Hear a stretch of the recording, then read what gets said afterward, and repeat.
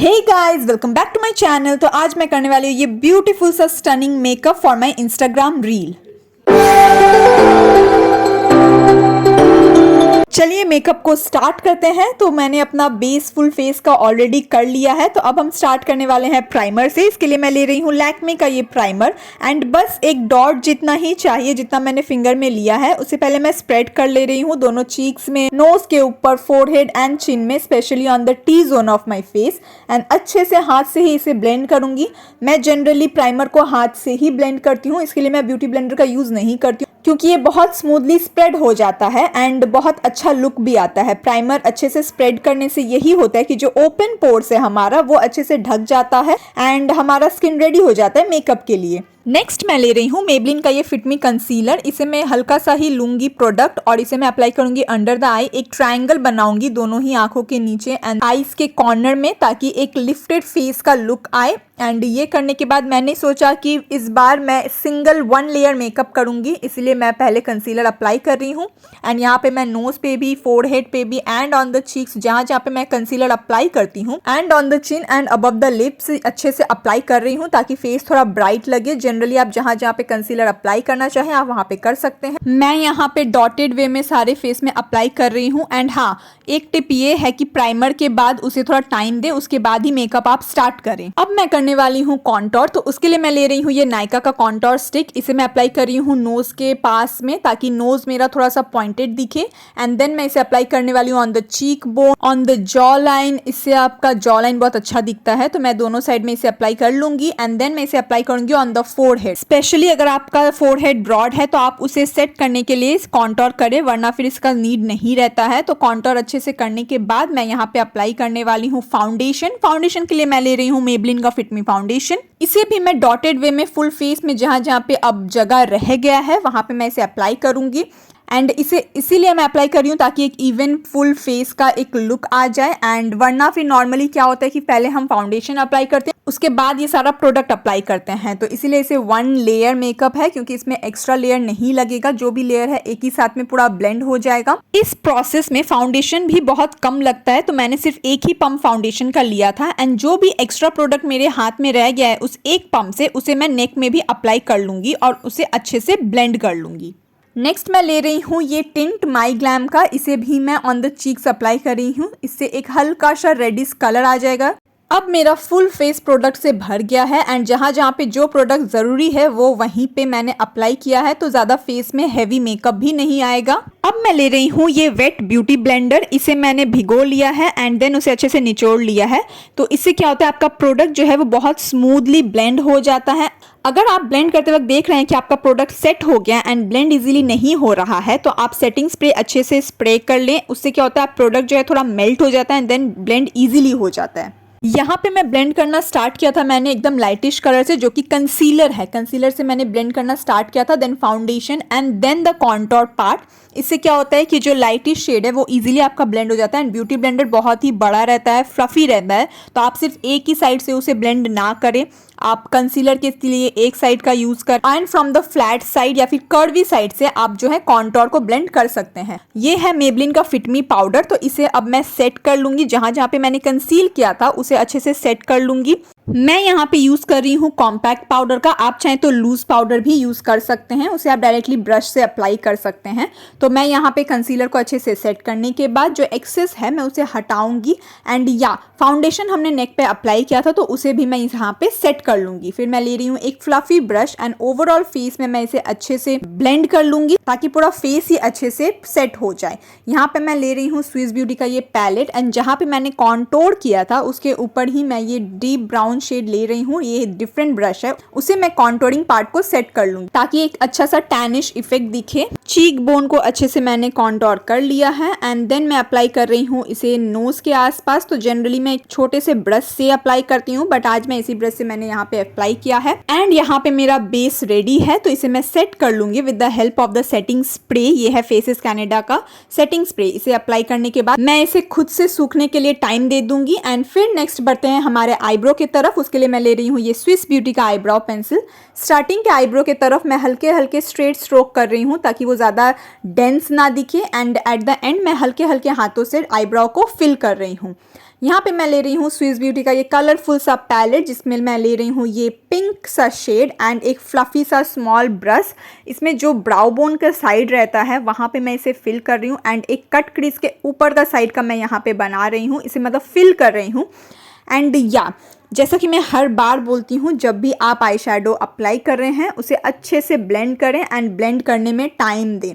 तो यहाँ पे भी मैं अच्छे से धीरे धीरे इसे ब्लेंड कर रही हूँ ताकि एक धब्बा जैसा एकदम आई शेडो ना दिखे। यहाँ पे मेरा आईब्राउ कट क्रीज के ऊपर का पार्ट हो गया है। नेक्स्ट मैं ले रही हूँ ये डीप मरून शेप एंड मुझे यहाँ पे चाहिए था हार्ट लुक। तो यहाँ पे पेपर से बना हुआ है एक हार्ट है, उसे मैं यहाँ पे स्टिक कर रही हूँ। ऑलरेडी फेस में प्रोडक्ट है तो ये इजीली स्टिक हो गया था and for this I would like to thank my sister because उसने ये हार्ट शेप कट करके दिया था।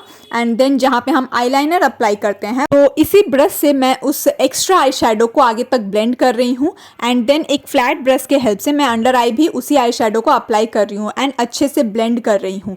अंडर आई ब्लेंड करते वक्त ध्यान रखें कि आपके आईज में ब्रश से ना लगे। एंड देन यहाँ पे मेरा आईज का ये आईलाइनर पार्ट हो गया है तो यहाँ पे मैं ले रही हूँ एल्फ का ये शिमरी आई शेडो, ये लिक्विड आई शेडो है एंड इसे मैं ले रही हूँ एक फ्लैट ब्रश में एंड जो कट क्रीज हमने किया था उस कट क्रीज के ऊपर मैं ये एक लाइन बनाने वाली हूँ। इस लाइन से वो एक शिमरी इफेक्ट आता है एंड ये बहुत अच्छा भी लगता है।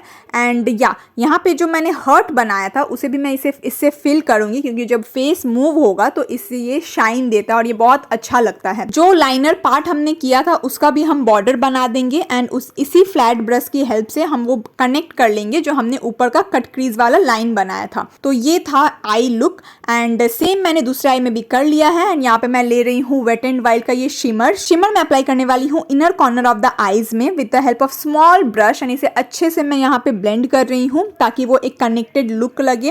एंड देन मैं ले रही हूँ व्हाइट काजल को अंडर आई वाटर लाइन में यहाँ पे मैं अप्लाई कर रही हूँ अच्छे से। इससे जो है आपका आईज थोड़ा सा बड़ा भी लगता है एंड बहुत अच्छा इफेक्ट भी आता है। एंड देन ब्लैक काजल की हेल्प से एक हल्का सा बॉर्डरिश इफेक्ट दे रही हूँ।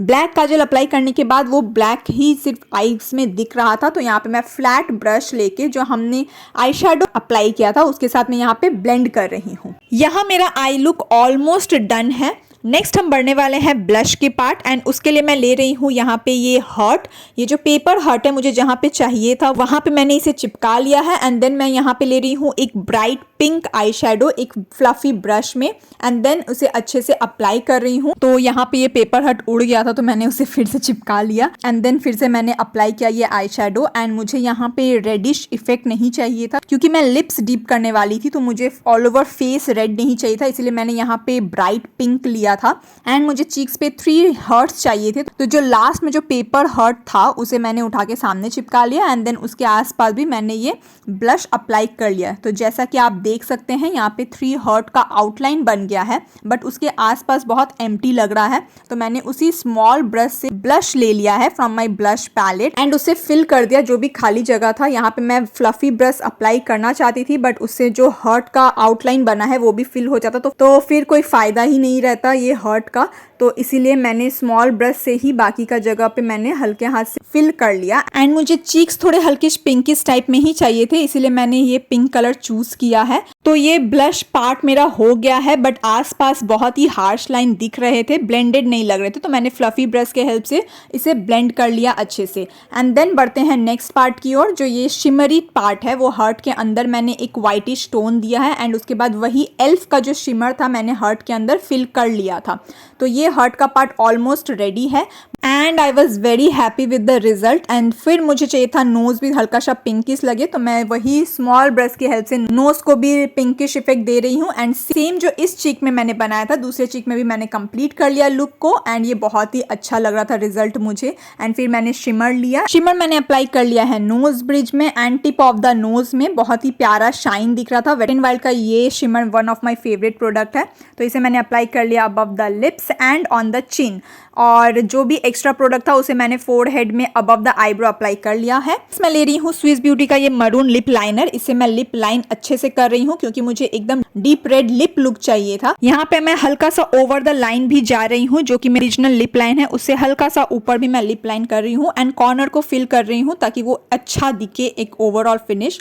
नेक्स्ट मैं फिल करूंगी लिप को with the help of the Lakme red lipstick. इससे एक बहुत ही लग्जूरियस फिनिश आता है जो कि मुझे बहुत पसंद है।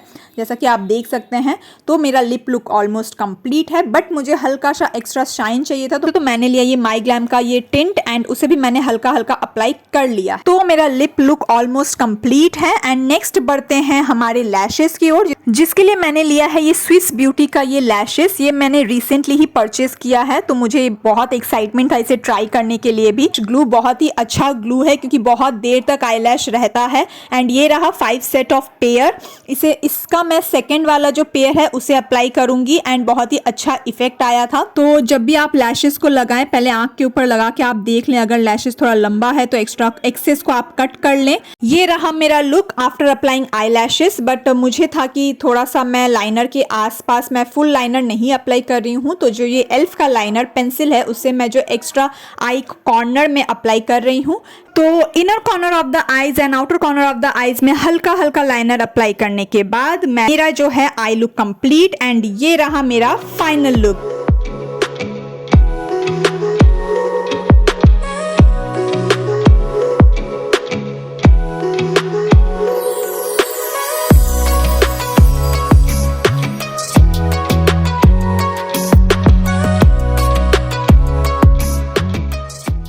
तो होप आपको ये वीडियो अच्छा लगा हो। Do like share comment and subscribe to my channel. मिलते हैं अपने नेक्स्ट वीडियो में। Till then bye.